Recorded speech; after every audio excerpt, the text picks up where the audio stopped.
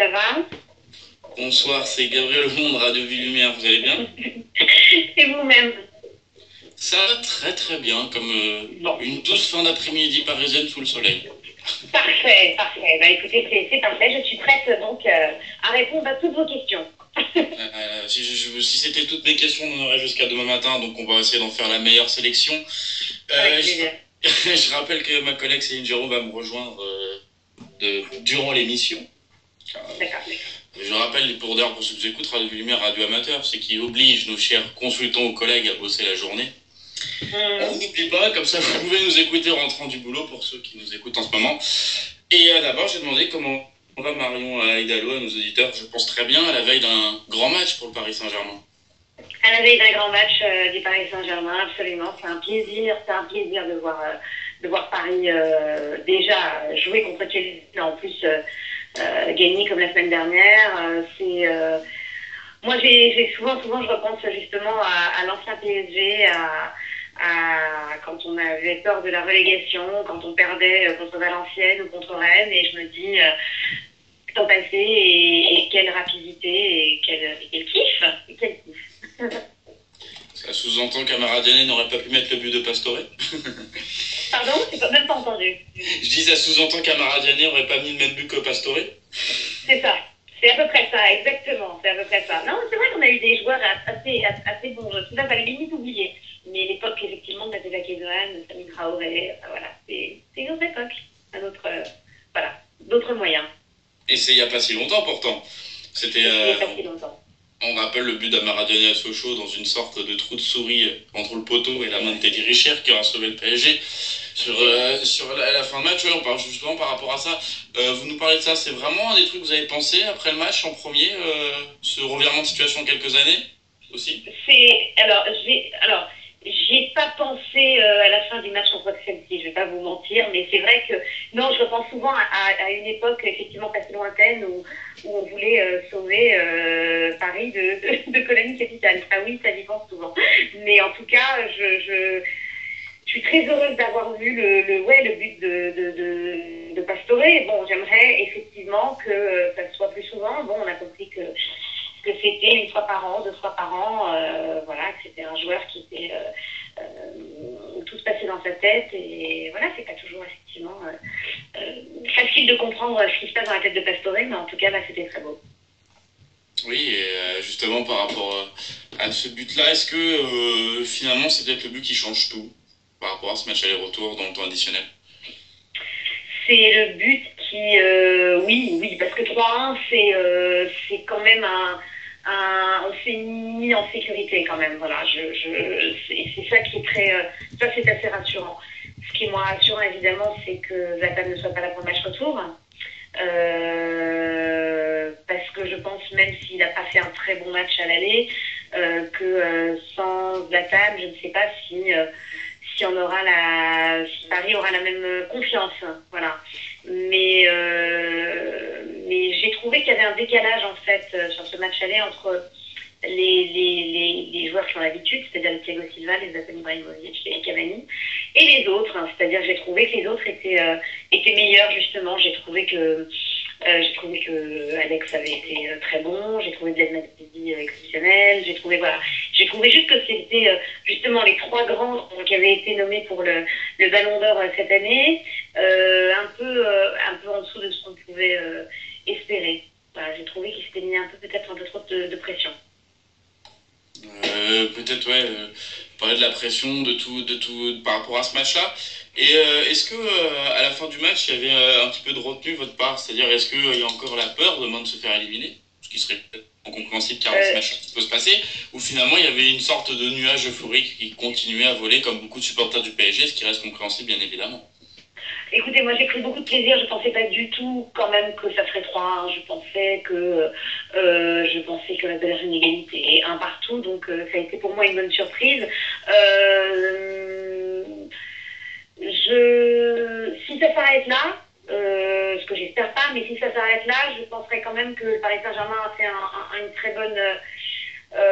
très bon parcours en Ligue des Champions, et comme je vous le disais il n'y a pas très longtemps justement, il y a quelques semaines, quand je vous avais déjà eu, eh bien, je trouve que si Paris s'arrête en parcours en demi, finale de la Ligue des Champions, je dirais que c'était un beau parcours quand même. Voilà.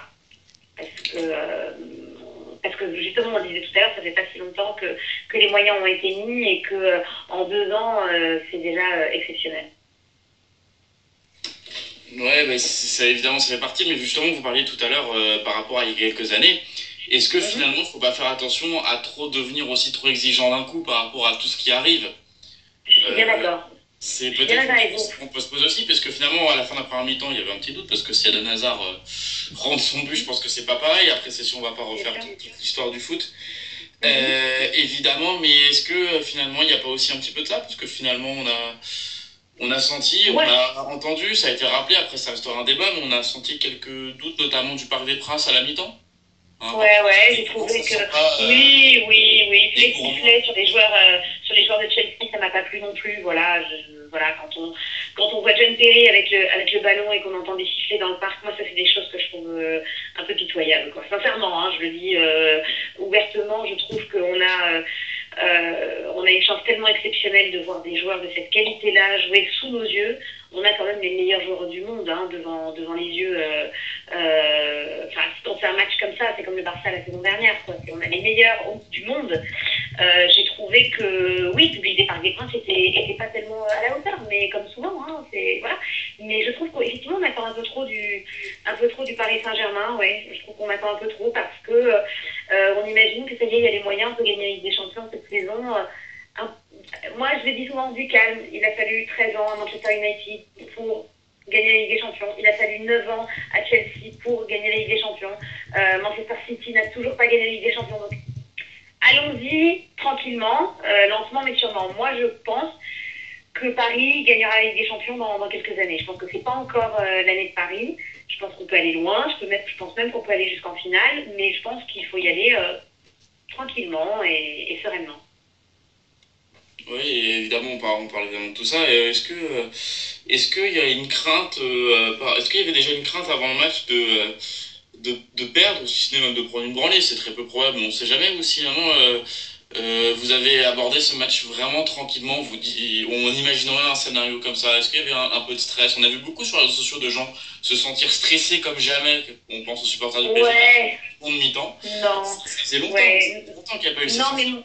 ouais, oui, non, c'est vrai. Non, moi, je n'étais pas spécialement stressée. Je me disais, je pensais pas du tout que le PSG allait se prendre un 3-0 dans la tronche. Hein. Pas du tout, du tout. En revanche, je me suis dit, voilà, ce sera peut-être pas le plus gros match du PSG, ça sera pas un gros match. Voilà, c'est ça que je pensais. Je me suis dit, ça va être un match fermé, puis en fait, ça n'a pas été un match fermé. J'ai pensé que ça serait, je vous dis, un match nul, voilà. Mais ça a été justement une très bonne surprise et j'ai été très contente de voir justement des joueurs, oui, justement, comme Blaise Matuidi, être bons dès le début à la fin. Je vous dis, Alex, sur qui on peut toujours compter, qui ne fait pas d'erreur. Alors effectivement, il n'y a pas de grande magie avec Alex, hein, c'est un tank, c'est une porte blindée, mais au moins, il n'y a pas de... Moi, j'ai pas aimé l'erreur qu'a fait Thiago Silva, vous voyez, ça c'est quelque chose qui m'a gêné pour un joueur de cette envergure et de ce niveau. C'est une faute que j'aime pas voir de la part de Thiago Silva. Avec Alex, ça a été beaucoup plus tranquille. On voit que finalement, Alex a plus l'habitude de ce genre de rencontres. Et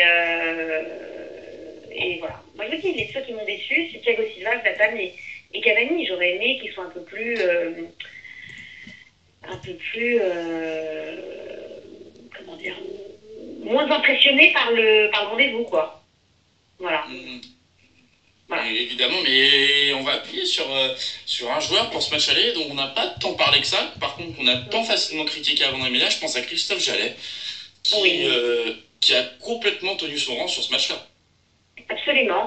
Christophe Jallet, c'est un joueur, effectivement, je trouve on l'imagine effectivement pas à la hauteur de ce nouveau PSG. Mais c'est vrai qu'en ayant été appelé il y a un an ou un peu plus, c'est-à-dire maintenant en équipe de France, en ayant travaillé avec Carlo Ancelotti, en ayant vu les autres, en étant finalement dans un vestiaire avec des très grands joueurs et tout ça, eh bien je crois qu'il est capable aujourd'hui d'être à la hauteur. Ouais. Et quand vous travaillez tous les jours avec les meilleurs, vous finissez par paraître très très bon. Hein. Moi, je pense souvent à un joueur comme Diego Milito, qui est un joueur que j'aimais beaucoup, beaucoup. Il a été bon finalement avec Mourinho et à l'époque où l'Inter pouvait gagner la Ligue des Champions. Eh bien, Jalais, c'est un peu le même style de joueur finalement. C'est-à-dire c'est quelqu'un qui est capable de se transcender quand il est bien entouré. Voilà. Et est-ce que justement par rapport à ça, c'est pas peut-être une des meilleures nouvelles de prouver que les joueurs français, dits forcément moins forts, s'intègrent parfaitement au collectif et arrivent même, pourquoi pas, à se montrer meilleurs que certains gros joueurs? Est-ce que c'est une bonne nouvelle? Mais on a toujours eu quand même des joueurs français bons. Hein. On n'est pas quand même complètement nuls en France. Hein. C'est vrai qu'on a quand même des joueurs qui internationalement sont connus. Je veux dire, c'est juste que c'est une surprise de la part des écoles Jalais. C'est plutôt ça. Mais les joueurs français au PSG et ailleurs, il y en a beaucoup qui sont très bons. On le voit, hein. Oui, voilà. Je sais bien. Je veux dire, c'est vrai que c'est surprenant, on va dire, dans le bon sens du terme. J'étais le plus content. Oui, c'est surprenant dans le bon sens du terme. Ouais, maintenant, il faut voir s'il est capable effectivement d'être bon sur la longueur. Mais des joueurs français qui sont bons aujourd'hui, il y en a beaucoup, beaucoup dans le monde. Le seul, en Europe en tout cas, qui évolue en Europe, le seul problème, c'est qu'ils sont jamais dans les... on n'a pas de players français, moi je trouve. Hein. Bon, peut-être Benzema, peut-être effectivement Ribéry, évidemment, mais c'est les deux seuls. Mais ensuite, en dessous, si on peut dire, si on prend dans les 50 meilleurs joueurs européens, eh bien, il y a quand même beaucoup de Français. Et ça, c'est bien. Oui, est-ce que c'est pas mieux finalement de voir les Français réussir aussi dans les clubs français, ou finalement on s'en fout? Moi, je m'en fous un peu. Ça, pour moi, ça c'est un faux débat. Je m'en fiche complètement. Je m'en fiche complètement, vous voyez, parce que les meilleurs Brésiliens, finalement, évoluent en Europe, et pas au Brésil. Les meilleurs Français sont en Angleterre, sont en Italie, sont en Espagne. Les meilleurs Argentins sont en Espagne. Enfin, je trouve que, pour moi, le football, c'est international et c'est européen, en tout cas. Enfin, si on prend le football européen, et je trouve que c'est un faux débat. Ça, moi, je m'en fiche qu'il y ait tant de Français dans telle équipe, tant de... Je m'en fiche complètement parce que je trouve que c'est pas le débat, c'est pas le sujet. Moi, je m'en fiche un peu de ça. Ouais, finalement, on parle beaucoup de ça parce qu'on avait l'occasion de dire souvent, il y a eu les fameux débats, on sait par le passé, tous les joueurs français partent trop tôt et tout ça. Et là, justement, c'est très intéressant d'avoir cette preuve-là que Matuidi, qui est jamais parti du championnat de France, je précise, comme qui réussissent à s'intégrer, c'est peut-être aussi des bonnes nouvelles. Mais comment expliquer finalement, justement, que psychologiquement, est-ce que c'est vraiment dans la tête pour que Jalais soit bon et pas spécialement Zlatan sur un match comme ça? Ah oui, pour moi, c'est dans la tête. Ah, pour moi, ça n'a été que dans la tête. C'est-à-dire vraiment, Zlatan, Thiago Silva et Cavani se sont mis une pression qui est beaucoup trop grande. C'est-à-dire qu'on sent que Zlatan et Thiago Silva, si mes souvenirs sont justes, n'ont jamais gagné la Ligue des Champions, ben on l'a senti sur ce match-là. On a senti qu'ils se sont dit, il faut qu'on le gagne, mais on n'y arrive pas. Ils se sont mis beaucoup trop de pression. Un joueur comme Blaise Matuidi, sur cette rencontre, m'a paru beaucoup plus sûr. En tout cas, je parle dans la tête. Hein. Je parle vraiment dans la tête. Zlatan Ibrahimovic... même son claquage, moi je me suis demandé si c'était pas un peu psychosomatique et psychologique, quoi. Ça a été quand même un match sur lequel il a été particulièrement absent et je me suis dit finalement peut-être que dans les très très grandes rencontres, Zlatan il n'est pas là. C'est ça aussi qu'on juge chez un très très grand joueur, c'est-à-dire qu'on voit qu'un Messi ou un Ronaldo, que ce soit contre Retafe ou contre le Bayern en Ligue des Champions, ils sont là. Et bien Zlatan, on voit que quand il s'agit effectivement de Chelsea, il est moins là. Et Thiago Silva aussi, ils se sont mis une pression beaucoup trop grande. Et c'est très agréable justement de voir un joueur comme Christophe Jadet, Blaise Matuidi, Javier Pastore, même s'il n'est pas français, arriver justement à prendre un petit peu la place de ces grands et montrer qu'eux aussi ont tout à nous montrer sur ce genre de rencontre. Donc ça, c'est une très bonne nouvelle. Évidemment, hein, ce match aller, comme on disait tout à l'heure, ce bon résultat avec le but de Pastore en fin de match. J'ai Céline Jérôme, ma collègue, qui vient de me rejoindre. Bonsoir Marion. Bonsoir Céline. Merci de votre fidélité à notre web radio. Je vous en prie. Moi, je vais surtout vous parler du match retour qu'on parle depuis quelques jours. C'est un petit peu la grande actualité du football. Qu'est-ce que vous pensez de ce match retour? On dit le PSG a un pied et demi au tour prochain. Est-ce que le Chelsea peut peut-être se qualifier, non? Bien sûr, Chelsea peut bien sûr se qualifier. C'est un club qui est quand même entraîné par l'un des meilleurs entraîneurs du monde. Ça, il faut jamais oublier que un club, enfin une équipe, comme une sélection d'ailleurs, hein, ça marche beaucoup sur le sélectionneur ou sur l'entraîneur. Et c'est vrai que l'entraîneur, c'est celui qui est à la fois celui qui manage, celui qui est le tacticien, celui qui est le papa, celui qui est le gendarme du vestiaire, c'est celui qui est finalement tout. Hein.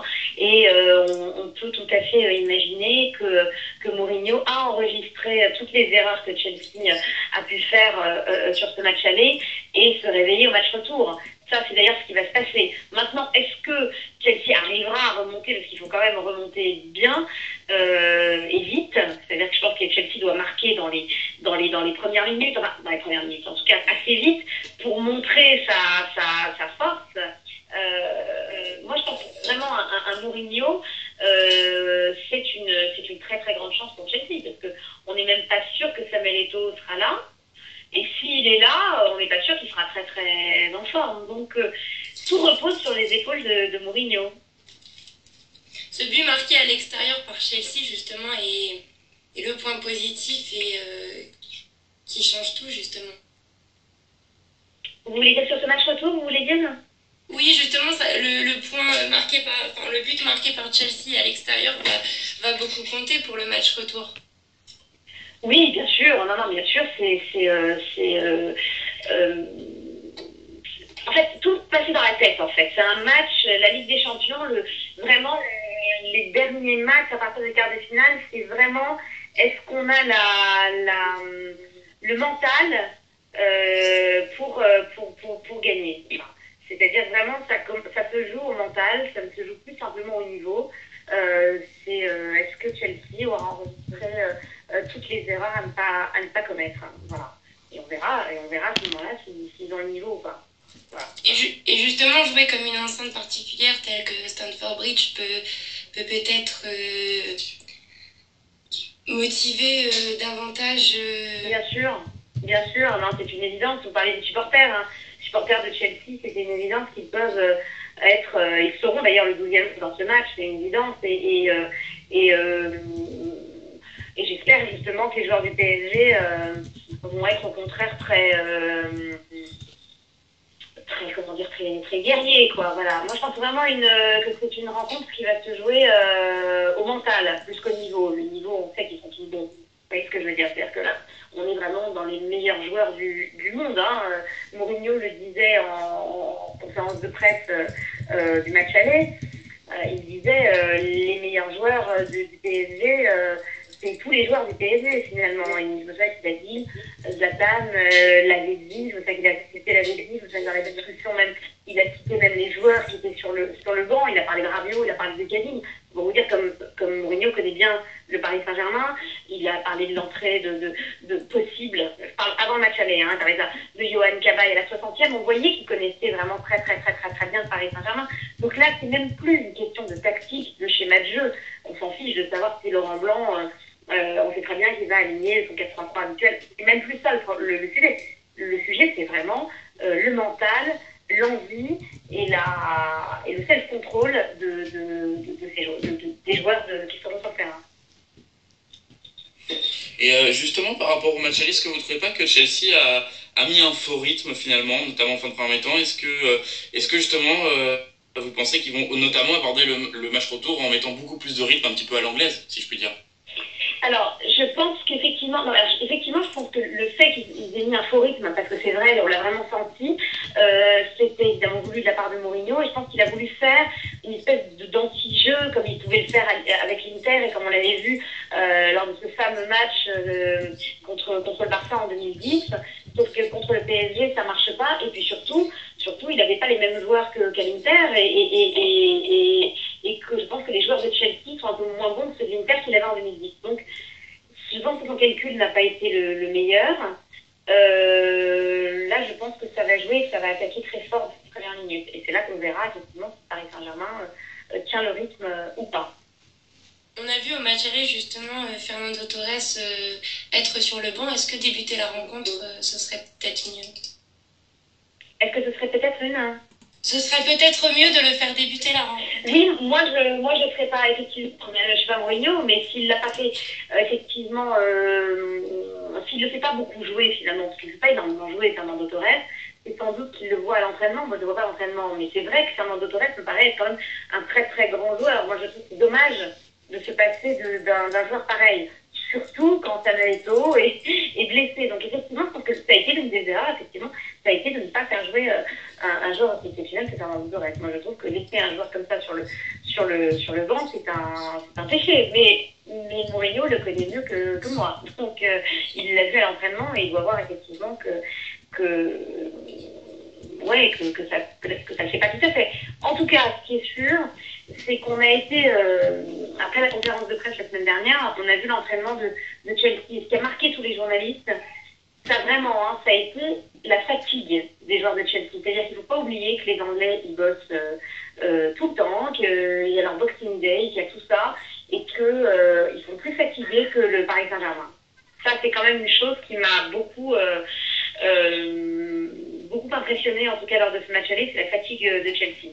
Vous voyez, un club, une équipe comme le Bayern, ça y est, ils ont gagné le championnat, ils vont arriver en roue libre, beaucoup plus reposés finalement, puisqu'ils n'ont plus qu'à préparer la Ligue des Champions. Chelsea, c'est pas pareil. C'est pas pareil. Et justement, aussi, là, on parle un petit peu des joueurs qui étaient remplaçants. Est-ce que Lampard, vous le titularisez? Est-ce que je titulariserai Lampard? Oui. Oui. Écoutez, même chose. Hein, c'est moi, oui, hein, évidemment, je titulariserai Lampard. Je trouve qu'il est essentiel sur le terrain. Il connaît le club comme personne. C'est la deuxième voix de Mourinho dans le vestiaire. Donc oui, effectivement, c'est un joueur que je titulariserais si j'étais effectivement entraîneur de Chelsea. Maintenant, je comprends pas toujours les choix de Mourinho. Hein. Je vais pas vous mentir. D'ailleurs, les choix n'ont pas dû être bons puisque le match aller, effectivement, a été un petit peu compliqué pour Chelsea. Mais c'est vrai que sur le banc, il y a beaucoup de joueurs exceptionnels à Chelsea. Quel sera le meilleur scénario pour le PSG? Préserver le match nul jusqu'à la mi-temps au moins? Moi, j'aimerais qu'il marque assez vite. Hein. Moi, je voudrais qu'il nous prouve, qu'il nous fasse pas un match gagne petit, quoi. C'est-à-dire que je voudrais pas qu'on stresse jusqu'à la fin, quoi. J'aimerais quand même j'aimerais qu'on marque vite pour montrer que c'est pas un accident le match aller, qu'on est vraiment très fort. J'aimerais ça. Voilà. Maintenant, si c'est le match nul, ça ira très bien. Hein. De toute façon, le PSG passera quand même, donc c'est pas grave. Mais j'aimerais que Paris Saint-Germain marque des buts dans cette rencontre. En tout cas, pour faire peur aux autres équipes européennes. Et est-ce que vous pensez qu'au coup d'envoi, le PSG va attendre Chelsea ou va vouloir garder le ballon, comme peut le faire des joueurs comme Mota ou Verratti? Je pense qu'ils vont vouloir garder le ballon. Ça, c'est une évidence. Ils vont pas rester passifs du tout. C'est pas la politique de Blanc. Et je pense que, je vous le dis, je pense que l'idée de Blanc, c'est de surtout pas laisser marquer Chelsea dans les premières minutes. Parce qu'il sait que mentalement, ces joueurs sont quand même fragiles et qu'ils peuvent perdre beaucoup de... Oui, je vous dis, c'est un match mental, ça. Donc vraiment, c'est le genre de match où il faut surtout pas prendre un but vite. Donc je pense qu'il va faire jouer ses joueurs tout de suite et que ça va être très engagé tout de suite. En tout cas, je pense que c'est ce qu'il va leur dire. J'ai une question un petit peu plus personnelle. Qu'est-ce que vous retenez de votre rencontre avec Samuel Eto'o? Alors moi, je trouve que c'est un garçon qui est très... contrairement à ce que beaucoup de gens imaginent, c'est un garçon très sympathique, comme beaucoup de joueurs de foot d'ailleurs. C'est... Moi, on m'avait dit, tu auras 5 minutes d'interview avec Samuel Eto'o, pas plus.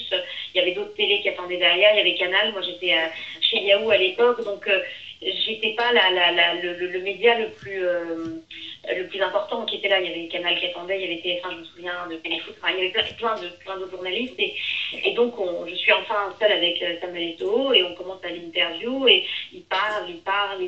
Alors, je me dis, bon, bah, c'est génial, hein, il va... Voilà, et le temps passe, 5 minutes, 10 minutes. Je me souviens que son attaché de presse derrière me disait, il va falloir aller plus vite. Ça l'intéressait pas et je suis restée une demi-heure à lui poser des questions. C'est un mec très ouvert, très agréable, pas con du tout et je pense que c'est un joueur qui qui aura un après-football intéressant. C'est-à-dire qu'il sera ou entraîneur, ou sélectionneur, ou consultant. C'est quelqu'un qui est très sympathique, Samuel Eto'o. Voilà, la différence. Beaucoup de gens me disent, mais est-ce qu'il n'est pas prétentieux? Il est conscient de sa valeur, comme toutes les grandes stars de football, mais il est très sympathique. Parce que notamment, ce qui avait fait grande polémique, c'était sa façon de critiquer quelqu'un comme Pep Guardiola sur beIN Sport il y a quelques temps. Ça a fait énormément parler. Beaucoup de gens parlaient de melon, de manque de respect. Mais vous savez très bien que Zlatan Ibrahimovic a dit sur Guardiola, moi je suis une Ferrari, et il savait pas utiliser une Ferrari. Je crois que Guardiola a du mal à coacher des joueurs qui ont un ego très fort. Et c'est un des défauts de Guardiola, c'est de ne pas avoir su réellement se faire accepter de joueurs comme Samuel Eto'o et Zlatan Ibrahimovic. Je pense que là, l'erreur est plus du côté de Guardiola que du côté de Zlatan ou Eto'o. Vous voyez par exemple un entraîneur comme Carlo Ancelotti. Carlo Ancelotti, c'est exactement le style d'entraîneur qui est capable d'entraîner n'importe qui. Quand on arrive à faire jouer Benzema, quand on arrive à faire jouer Jérémy Ménez et à se faire aimer par eux, à faire jouer Nicolas Anelka, parce qu'à Chelsea, finalement, c'est là que Anelka était le meilleur. C'est là qu'on se rendait compte que Carlo Ancelotti a quelque chose d'encore plus fort que les autres. C'est-à-dire que où qu'il soit, où qu'il aille, tous les joueurs l'aiment, même les plus compliqués. C'est pas le meilleur des tacticiens, Carlo Ancelotti, mais c'est le meilleur mentalement. Et c'est ça un grand entraîneur aussi. C'est quelqu'un qui est capable de se faire aimer de tous les joueurs. Il est capable de laisser sur le banc des joueurs et en plus, les joueurs l'aiment pour ça. Il a réussi à faire jouer Samuel Eto'o, défenseur. Je parle de Mourinho, pardon. Mais je mets Mourinho et Carlo Ancelotti dans le même panier. Hein. C'est-à-dire, c'est des joueurs qui sont capables, c'est des entraîneurs qui sont capables justement de se faire. C'est marrant. Vous voyez, j'ai carrément confondu Mourinho et Ancelotti tellement je les mets dans le même sac. C'est-à-dire que ce sont des entraîneurs qui sont capables de prendre le meilleur, si vous voulez, de prendre le meilleur. Voilà. Alors que Guardiola, c'est moins ça. C'est moins ça. Il est moins capable d'avoir des joueurs avec des forts personnalités. Qu'est-ce que vous pensez de la situation de Jérémy Ménez? Alors Jérémy Ménez, justement, voilà, c'est exactement l'exemple de joueurs comme Benzema, comme Anelka, c'est le même type de personnalité. Ce sont des joueurs qui... Enfin, Ménez, il était bon avec Carlo Ancelotti.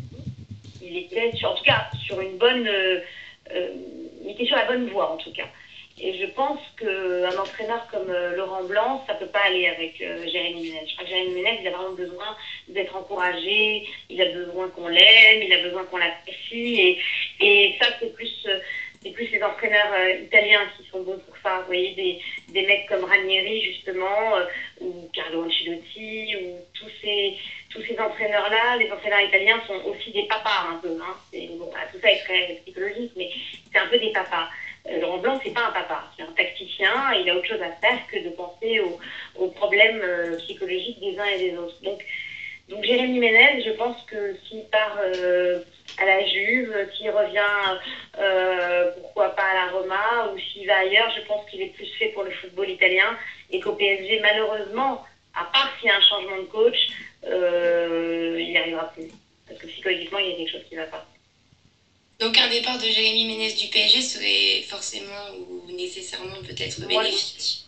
Moi, je pense que ce serait bénéfique pour lui. Il y a un moment où quand on joue pas ou quand on n'est pas bien, ça ne sert à rien de persévérer pour rien. Vous voyez, par exemple, un joueur comme Mamadou Sakho, qu'est-ce qu'il a bien fait de partir? Parce que même s'il est sur le banc à Liverpool, il va peut-être être champion d'Angleterre, et il aura réussi à être champion de France l'année dernière, champion d'Angleterre cette année, et en plus avoir qualifié l'équipe de France pour la Coupe du Monde. Donc ça, c'est un très bon calcul.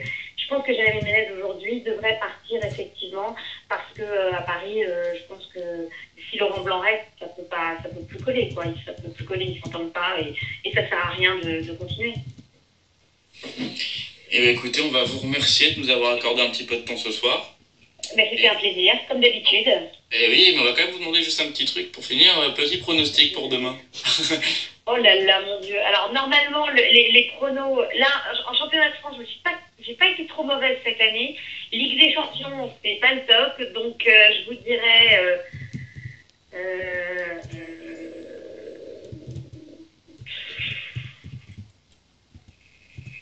Allez, je vais être optimiste. Je vais être folle. Après tout, je suis parisienne. Je vais dire 2-1 pour le Paris Saint-Germain. J'ai entendu plus fou.